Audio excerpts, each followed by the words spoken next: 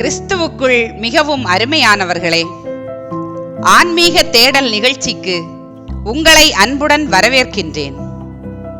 பாகம் 14. கடந்த பதிவில் நாம் முதல் சீடர்களை அழைத்தல், கலிலேயாவில் பணி தொடங்குதல் நிகழ்ச்சி பற்றி பார்த்தோம். இன்று இந்நிகழ்ச்சியில் பிலிப்பு, நத்தனியேல் ஆகியோரை அழைத்தல் மற்றும் கானாவில் திருமணம் போன்ற நிகழ்ச்சிகள் பற்றி பார்க்க இருக்கிறோம். நிகழ்ச்சிக்கு போகலாம். பிலிப்பு, நத்தனியேல் ஆகியோரை அழைத்தல். யோவான் நற்செய்தி அதிகாரம் 1, இறை வார்த்தைகள் 43 முதல் 51 வரை.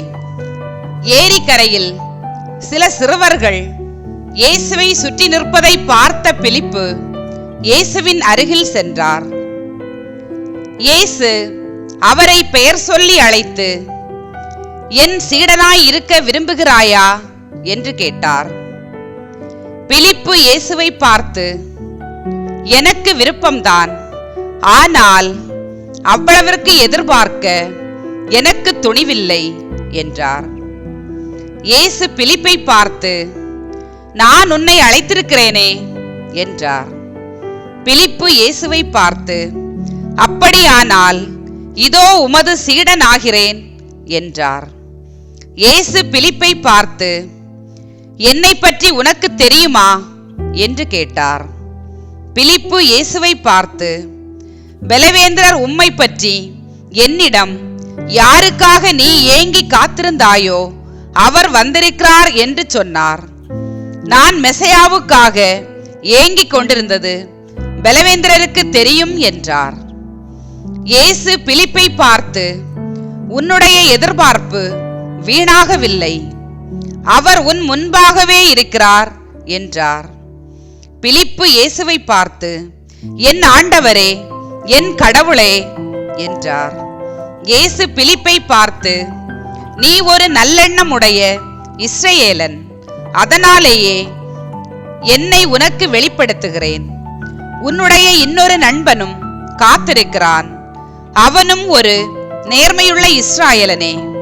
நீ அவனிடம் சென்று தாவீதின் வீட்டாரான சூசையின் மகனான மோயிசனும் தீர்க்க தரிசிகளும் அறிவித்துள்ள நாசரேத்தோர் இயேசுவை கண்டுகொண்டோம் என்று சொல், போய் வா என்றார்.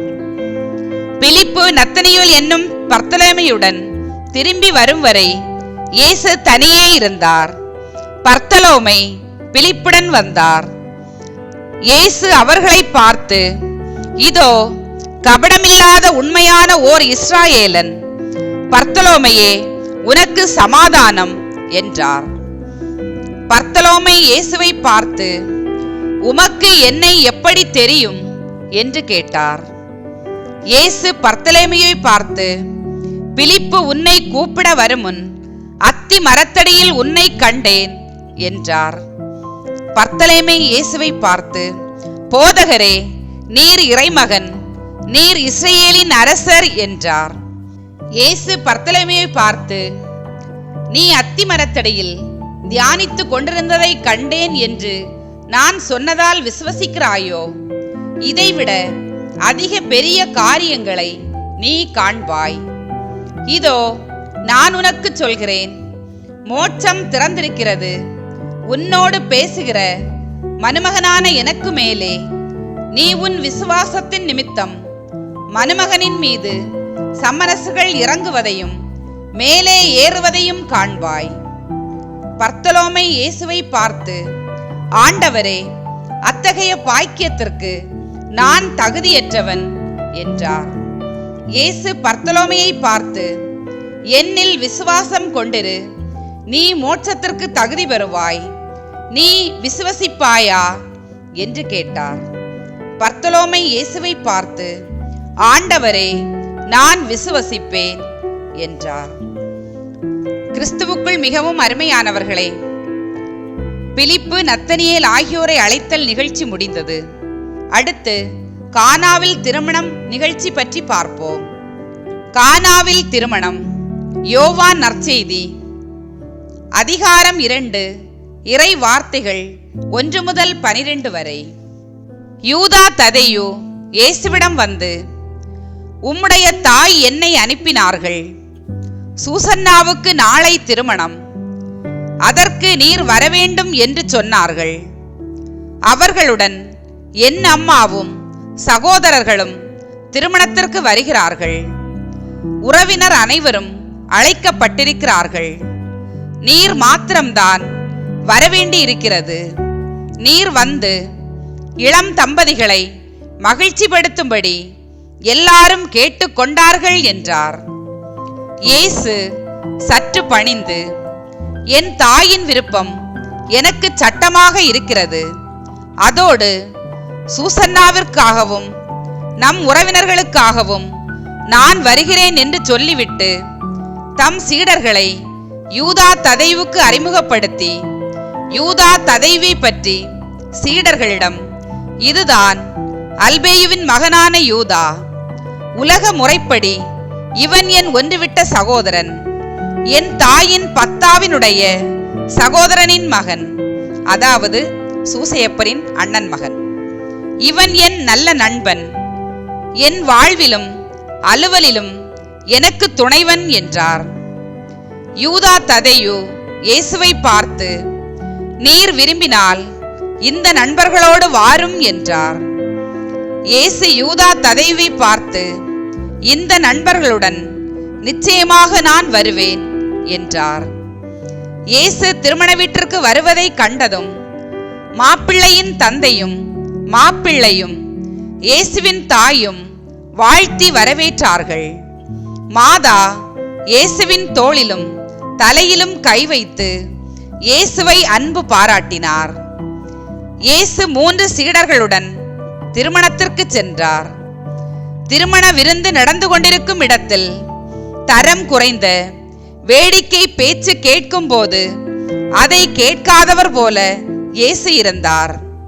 திடீரென பந்தி தலைவனிடம் வேலைக்காரர்கள் மெல்லிய குரலில் ஏதோ சொல்ல, அந்த ஆள் கலவரம் அடைவதை மாதா கண்டு என்ன காரணம் என்பதை யூகித்து, மகனே என்று இயேசுவை மெல்ல கூப்பிட்டு அவர்களுக்கு இரசம் இல்லை என்றார்.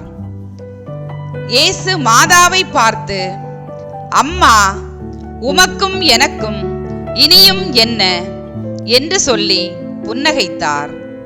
உடனே மாதாவும் புன்னகைத்தார். அது யாருக்கும் புரியவில்லை.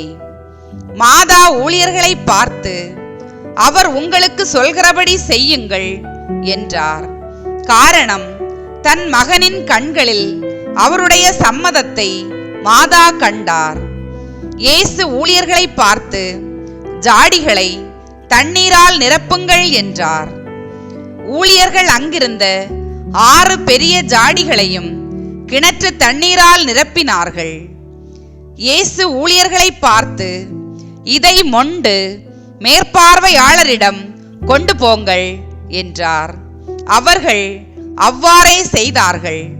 பந்தி தலைவன் கொஞ்சத்தை சுவை பார்த்தான். அதை ருசித்து கொண்டே மணமகனின் தந்தையிடமும் மணமகனிடமும் எல்லோரும் நல்ல திராட்சை ரசத்தை முதலில் பரிமாறுவர்.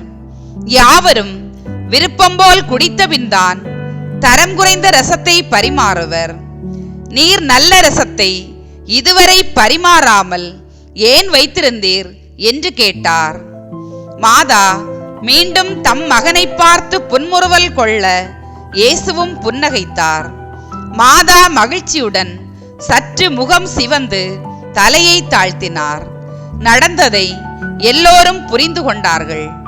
இயேசு எழுந்து எல்லோரையும் பார்த்து, மரியாவுக்கு நன்றி கூறுங்கள் என்று கூறிவிட்டு, அம்மா, போய் வருகிறேன் என்று சொல்லி சென்று விட்டார். கிறிஸ்துவுக்குள் மிகவும் அருமையானவர்களே, ஆன்மீக தேடல் பாகம் 14 இதோடு நிறைவடைந்தது. அடுத்த பாகத்தில் கோவிலை தூய்மைப்படுத்துதல் நிகழ்ச்சி பற்றி பார்க்க இருக்கிறோம். அதுவரை உங்களிடமிருந்து விடைபெறுகிறேன். ஆன்மீக தேடல் தொடரும். நன்றி.